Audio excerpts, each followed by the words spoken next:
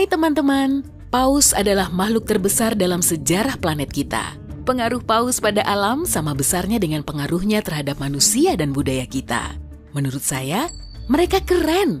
Saya sangat menyayangi mereka. Kamu bisa memanggil saya Pangeran Paus. Sepertinya aneh. Omong-omong, kamu tak akan mengira keberadaan mereka akan memengaruhi kehidupan kita. Tapi, mari kita lihat seperti apa jadinya dunia ini tanpa paus.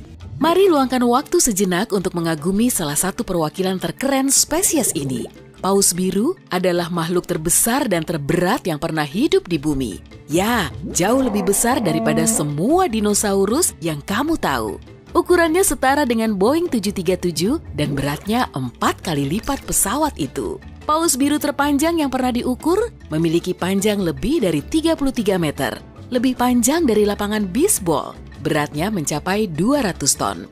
Atau sekitar 30 gajah Afrika, makhluk darat terbesar saat ini. Lidahnya saja bahkan setara berat 2 ekor kuda Nil. Dan 100 manusia bisa dimasukkan ke mulutnya. Kami pernah mencobanya di pesta perusahaan, tapi kami hanya bisa memasukkan 74 orang ke sana. Lalu, paus itu menelan mereka. Astaga, kami juga kehilangan seluruh tim penjualan.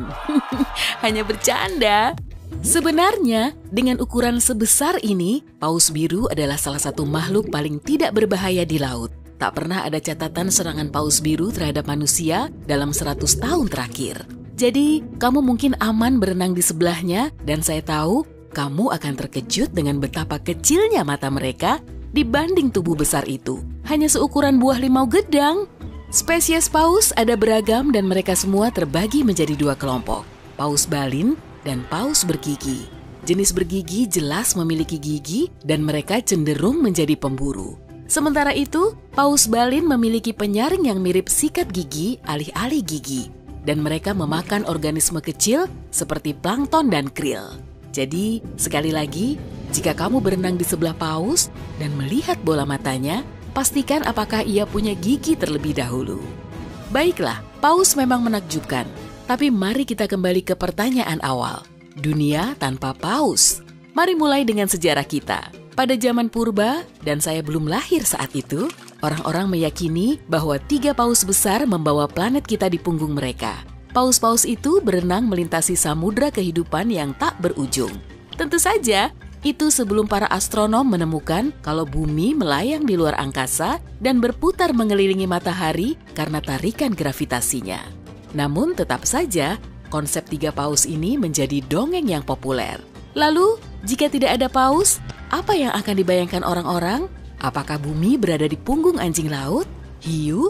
3 gajah di atas kura-kura? Kalau yang itu memang ada.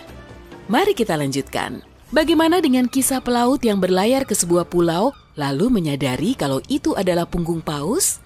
Konsep dan visual itu membuat plot yang bagus untuk film dan buku. Jika tidak ada paus, kapal pemburu paus Essex tak akan pernah bertemu paus sperma raksasa.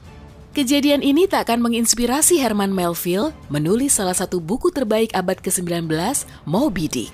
Terus, itu cuma buku jadul? Hei, tunggu dulu. Apa kamu tahu kalau Starbucks dinamai dari salah satu karakter novel itu? Ingat Starbucks, awak pertama di kapal itu dan salah satu tokoh utamanya? Kamu belum pernah membacanya ya? Ya, tak ada paus, maka tak ada Starbucks. Baiklah, mungkin gerai kopi itu akan menggunakan nama lain. Bukan hanya kisah nyata Essex yang menginspirasi Melville menulis Moby Dick, sang penulis sebenarnya juga bekerja di kapal penangkap paus dan sudah lama menangkap paus. Kenapa? Karena manusia telah melakukannya selama ribuan tahun dan masih melakukannya. Manusia mulai berburu paus untuk mengambil lemaknya yang digunakan untuk bahan bakar lampu minyak. Minyak itu juga digunakan untuk membuat sabun dan kosmetik. Tanpa paus, apakah manusia akan menemukan sumber lain? Atau kita tak akan menemukan sabun? Balin adalah barang wajib pada masa perburuan paus. Dikenal juga sebagai tulang paus, benda mirip duri itu digunakan untuk membuat tali, jaring, piring, pakaian. Saat itu, balin sama populernya dengan plastik saat ini. Mode pakaian juga akan berubah total. Tanpa balin, kita tak akan punya korset. Bentuk tubuh seperti gitar Spanyol tak akan pernah menjadi tren yang modis.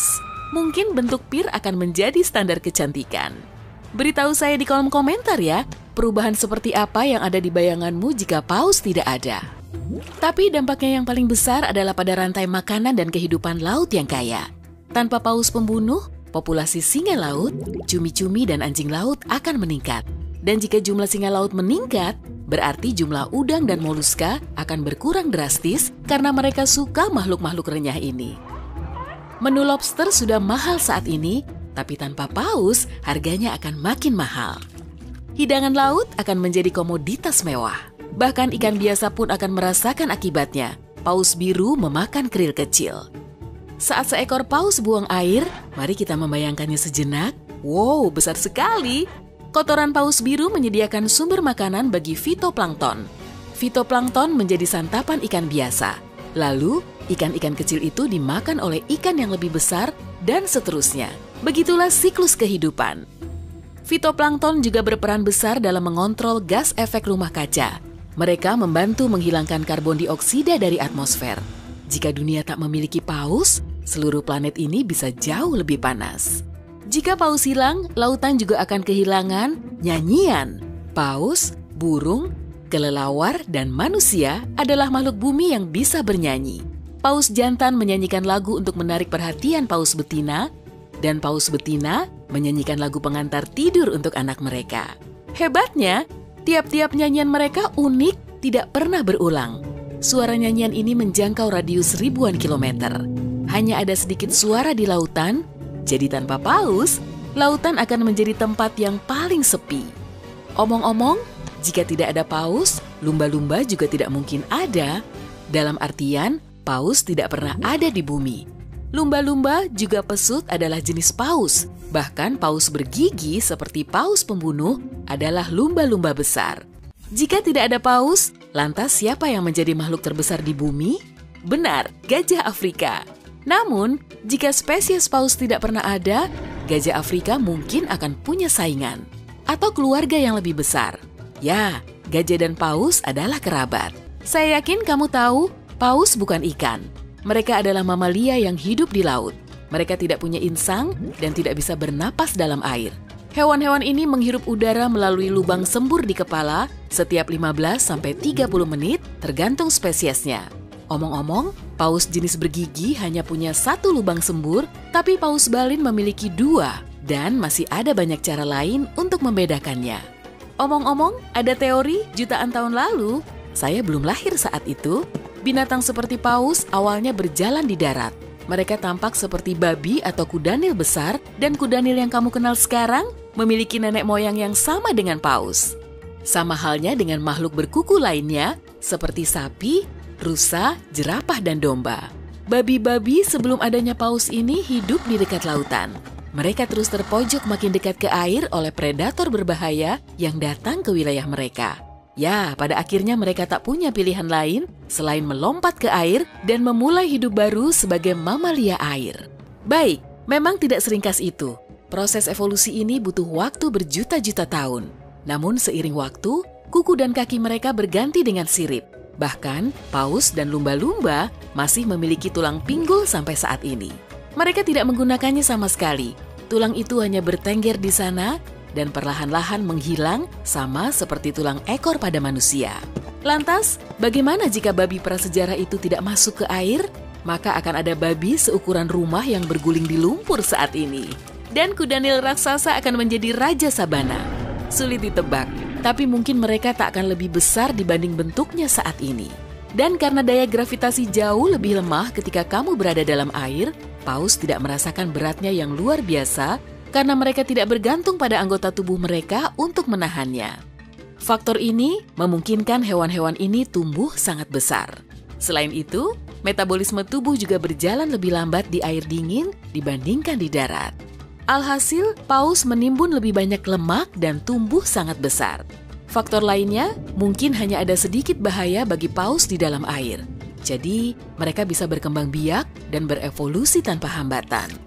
Kisah paus ini luar biasa, bukan?